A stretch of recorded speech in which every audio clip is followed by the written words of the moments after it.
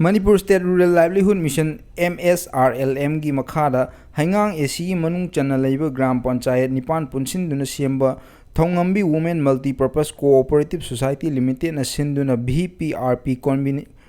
convergence mela pangthokhre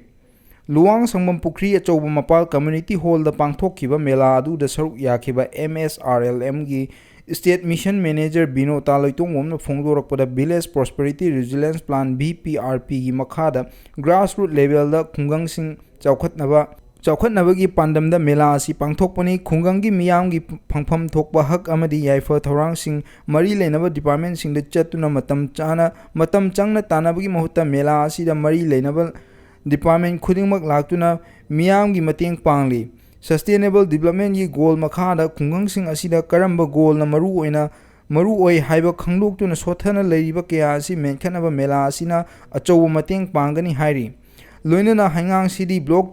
development officer elangbam amuthoi khangan bana phongdokhiba block asigi makhada leiba self help group amadi village level federation kiana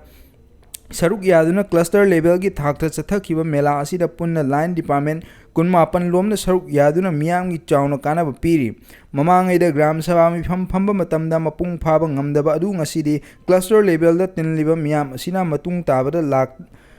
lakpa lenga ki chawkhot thorang sing khungang da su mapung phana yohonba ngamlagani haina phongdokhi